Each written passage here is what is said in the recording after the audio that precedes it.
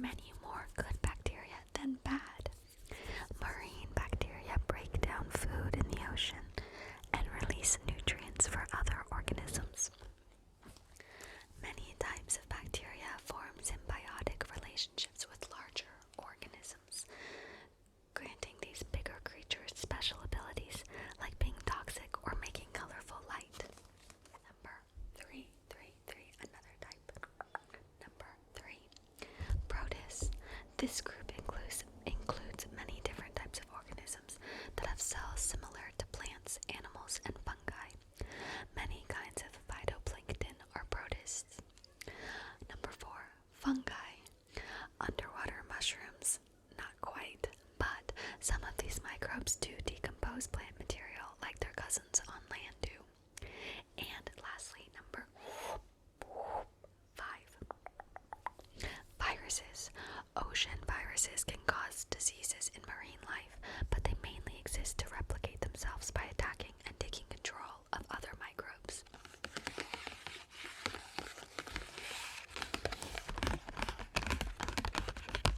Up next is the Mola, also known as ocean sunfish.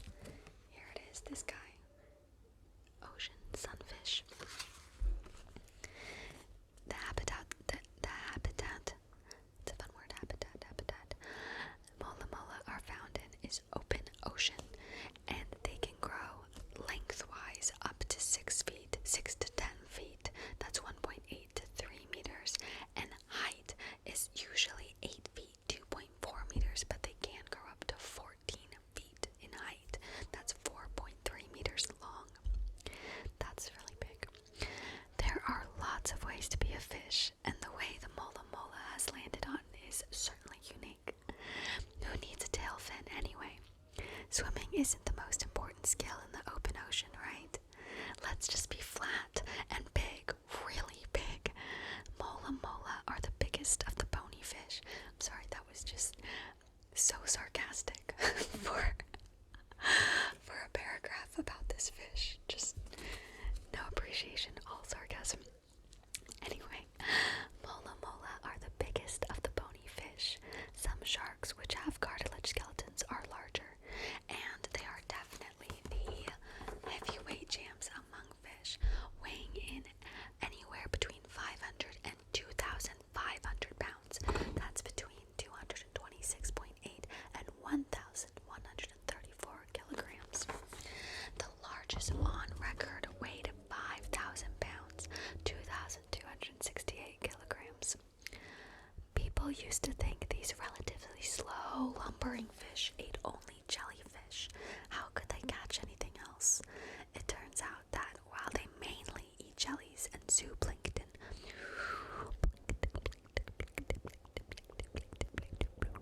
I'm going to steal the secret recipe. Plankton.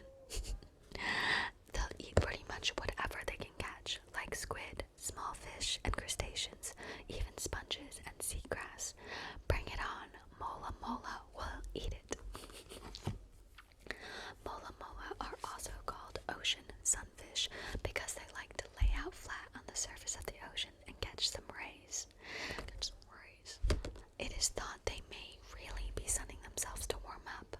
Sunning sunfish have also been seen being picked at by seabirds. As a big, slow fish, Mola can easily become covered in skin parasites. They may lay flat on the water to present themselves as a tray of snacks for these birds to pick off. Interesting. This little guy, he looks like he's seen some things. That's the sound I imagine him making. Fun facts. Mola are relatives of puffer and porcupine fish. They don't look like it as adults, but their larvae, baby form, still have spines above. Mama molas make tons of eggs, 300 million at a time. This is a strategy of reproduction you could describe as, with that many kids, somebody's gotta survive. So sarcastic. I mean, it's true, but dang. It's like the author was not impressed with the Mola style of life. We've got the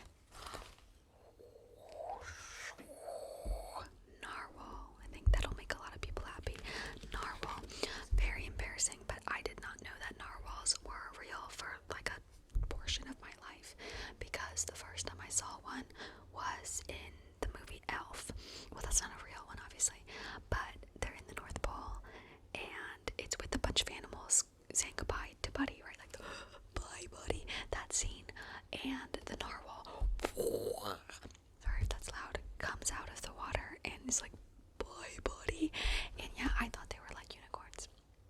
So, narwhals.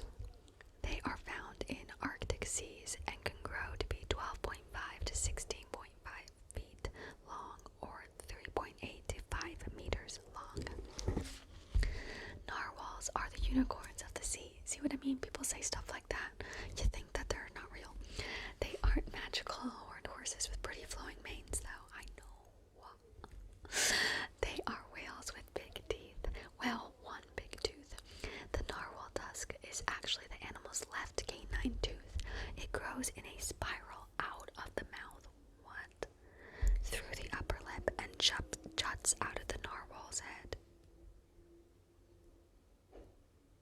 I'm just trying to picture that, and I was trying to decide, like I know, if that's still considered coming out of the, like, spiraling out of the mouth, if it's coming through the head. Anyway, all male narwhals grow tusks, but it isn't super clear what they're used for.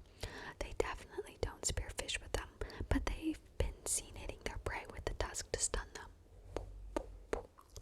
Narwhals eat fish like halibut and cod, as well as squid, which they suck up and swallow whole. Getting popped on the head by a giant tooth would certainly catch you off guard if you were a fish. Since mainly males grow tusks, they may use them to display to females like, hey there, hey, look at me. Look at this beautiful tooth I've grown. How about a date? Scientists have found that the tusk is filled with sensitive nerves. They think the tusk might be used to read information from the environment, like how cold or salty the water is. Narwhals have been seen rubbing their tusks together, which may be a way of sharing information. Sort of like texting, water is too salty over there, and then it's gone. The laughing face, like XD, laughing face, right there. Fun facts: about 1 in every 7 female narwhals will grow a tusk. Like other toothed whales, narwhals rely on sound to communicate and use echolocation. Echolocation.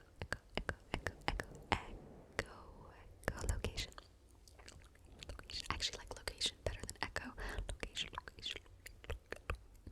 Location. I think I just like the L sounds. Anyway, bouncing sound off of objects, in other words, to find food.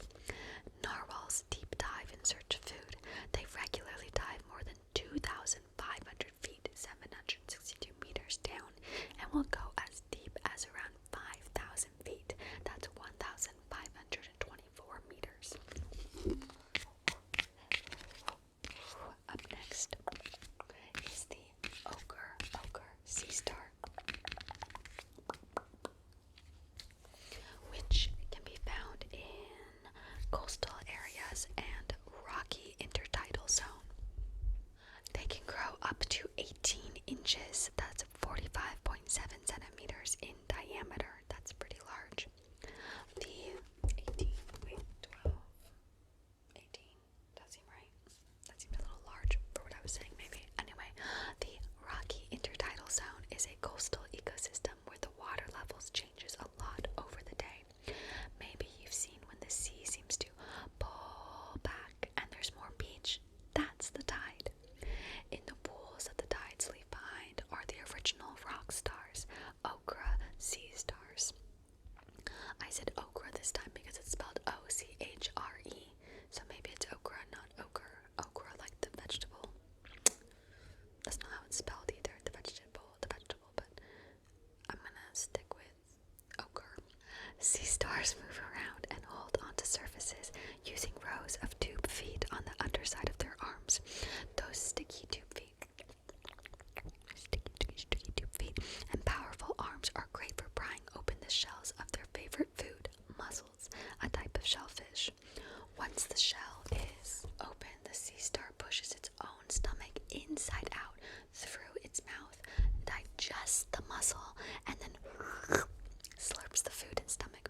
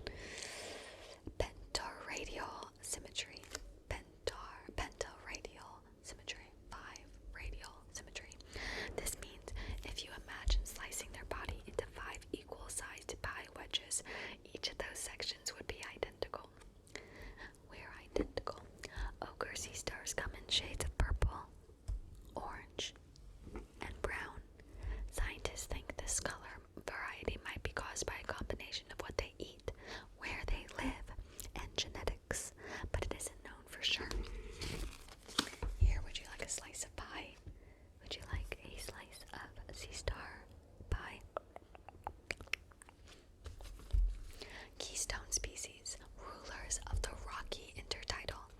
Mussels, barnacles, and snails may not look like they live intense lives, but they are constantly competing for the best spots and pushing other animals out of their space. Ochre sea stars are active, hungry predators. By eating up the many tough, hardy-shelled animals that would take over the tide pools, ochre sea stars clear space for other organisms to find a home. Thank you, ochre sea stars. Okay, and lastly, shuffle the deck. Just gonna shuffle off of the deck. Okay, our last one today is the Opalescent Sea Slug. Ooh, exciting. It is found also in the rocky intertidal. That doesn't feel like a full sentence to me, but that's what it says. The habitat is rocky intertidal. It can grow up to 3 inches long or 7.6 centimeters long. These many fashion icons strut or slowly crawl on the runways of rocky shores. Opalescent sea slugs are a type of nudibranch, shellless, soft-bodied ocean mollusks known for their bright colors and beautiful serrata, the frilly protections that cover their body. These are stylish and functional. They help the sea slugs breathe. Many sea slugs breathe through their skin, and the serrata provide more area to breathe through. Opalescent sea slugs are fierce hunters of the small creatures that live on the rocky shores and in tide pools. They will eat whatever they can, but they particularly love to eat hydroids, relatives of jellyfish and anemones. In an act of undersea theft, sea slugs will actually take stinging cells from the hydroids they eat and incorporate them into their own body. That's wild. At the ends of their own serrata. Beautiful, functional, and able to zap predators, serrata are the